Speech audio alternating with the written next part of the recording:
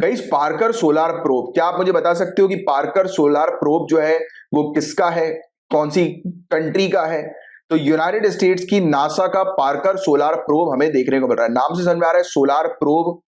तो ह्यूमन द्वारा बनाया गया एक ऐसा ऑब्जेक्ट जो कि सूर्य के सबसे नजदीक गया है, वो है पार्कर सोलार प्रोब।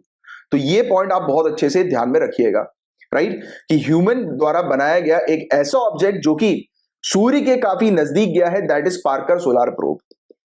एंड ये सन को स्टडी कर रहा है, स्पेशली सन के कोरोना को। तो क्वेश्चन ये आ सकता है कि सन का कोरोना कहां पर होता है, इसकी आपको लोकेशन पता होनी चाहिए एग्जैक्ट, मतलब इसमें कि सूर्य में। तो जो सूर्य का जो सरफेस एरिया होता है ना, सरफेस बाहरी आउटर एरिया सूर्य का, उसके बाजू में, उसके थोड़ा सा दूर आप कह सकते हो, थोड़ा सा दूर जो एरिया होता है, राइट, वो होता है सन का कोरोना, राइट, सूर्य का कोरोना। तो सूर्य जो है उसके सरफेस, उसके आउटर एरिया से थोड़ा सा दूर वाला एरिया जो होता है वो सन का कोरोना होता है। एंड आपको बता दें एक बहुत इंटरेस्टिंग सा फैक्ट जो कि आप याद रखिएगा, सूर्य का, जैसे अब आप मुझे ये बताएं कि कोई एक ऑब्जेक्ट है, इस ऑब्जेक्ट में ज्यादा गर्मी होगी या इस ऑब्जेक्ट के दूर वाले एरिया में ज्यादा गर्मी होगी? तो जनरली हम लोग देखते हैं यार, आप ऑब्जेक्ट को गर्म करोगे, उसको छुओगे तो वो ज्यादा गर्म होगा। तो जैसे एक एग्जांपल लेते हैं, जैसे आपने दूध को गर्म कर रहे हो, ठीक है, दूध को गर्म कर रहे हो, राइट, तो उसका जो बर्तन है जिसमें आप दूध को गर्म कर रहे हो, आप उसको टच करते हो तो एकदम से ज्यादा गर्मी लगती है, या उसके बाहर वाले एरिया को ऊपर से टच करते हो तो गर्मी लगती है? तो सबका आंसर यही होगा कि दूध के बर्तन को एकदम हम टच करेंगे तो बहुत तेज हम लोग को जो है वो झटका लग जाएगा, एक प्रकार से गर्मी क्या, राइट, बहुत तेज एकदम से आप रिफ्लेक्स एक्शन होगा, एकदम से आप हाथ जो है वो अपना पीछे कर लेंगे।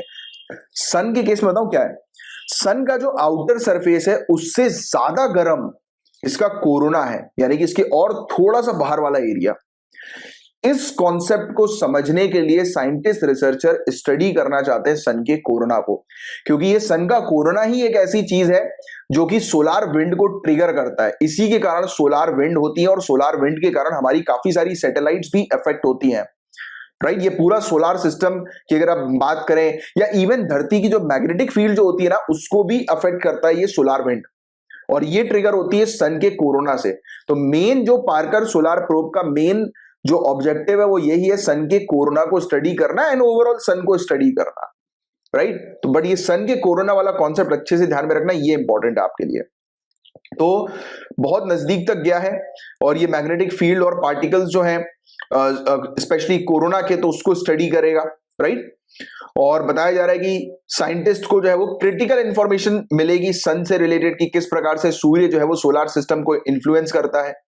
ये मिशन लॉन्च किया गया था पार्कर सोलार प्रोब को नासा ने 2018 में, राइट। ये सन के एटमॉस्फेयर और सन के नजदीक जाने वाला सबसे ह्यूमन मेड सबसे पहला स्पेसक्राफ्ट है ये, राइट। ब्रूटल हीट और रेडिएशन वाली कंडीशन में सरवाइव करने की इसकी क्षमता है, राइट। और इसने वीनस के 7 चक्कर लगाए, वीनस प्लैनेट के 7 चक्कर लगाकर ये मरकुरी के ऑर्बिट में आया, और मरकुरी के ऑर्बिट के माध्यम से सन के काफी नजदीक जो है ये पहुंच रहा है, राइट। ये अपने मिशन पर हम लोग को देखने को मिल रहा है। As close as 3.9 million miles ये सन के नजदीक है, राइट, मरकुरी के ऑर्बिट में। और पार्कर सोलार प्रोब के मेनली 3 डिटेल्ड साइंस ऑब्जेक्टिव हैं। तो सबसे पहली चीज तो पता लगाना कि ये जो सोलार विंड जो आ रही है, ट्रिगर हो रही है, ये एग्जैक्टली कहां से हो रही है और उसके पीछे का साइंस क्या है। तो पहला ऑब्जेक्टिव तो सबसे पहला ये कोरोना वाला, सन कोरोना वाला जो मैंने आपको बताया। दूसरा ये है निर्धारित करना इसके स्ट्रक्चर को और इसके प्लाज्मा को, राइट, सोलार विंड के, राइट, और इसका सोर्स एग्जैक्टली इसकी मैग्नेटिक फील्ड का कहां पर है उसका पता लगाना।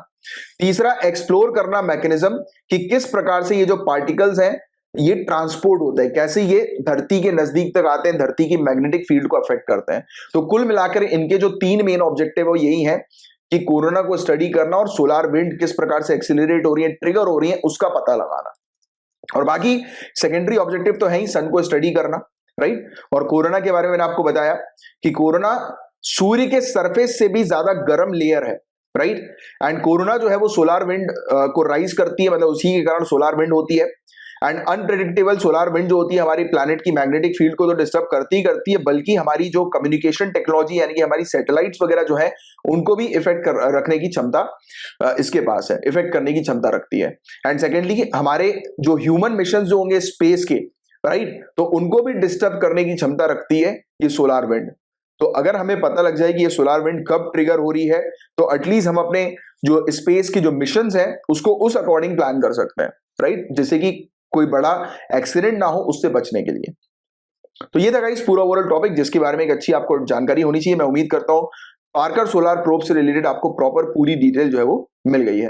पार्कर सोलार प्रोब के बारे में गाइस आपको ऑलरेडी जानकारी है ही। अभी एक टॉपिक पार्कर सोलार प्रोब का न्यूज में क्यों आया था, क्योंकि हिस्ट्री में पहली बार ये देखा गया कि वीनस प्लैनेट जो है उसको कलर में देखा गया। मतलब पार्कर सोलार प्रोब ने जो है वो हमें वीनस प्लैनेट की इमेज जो है वो प्रोवाइड कराई, क्योंकि इसमें वाइड फील्ड इमेजर जो है वो लगा गया है। Imager for Parker solar probe जो है वो इसका नाम है, wide field imager for Parker solar probe. तो ये चीज इसमें जो है वो लगी हुई है। ये डिवाइस है जिसने एक बहुत अच्छी इमेज जो है वो कैप्चर करके अभी साइंटिस्ट रिसर्चर्स जो है वो वीनस की प्रोवाइड करी है। इसलिए पार्कर सोलार प्रोब का टॉपिक हम लोग को न्यूज में देखने को मिला है।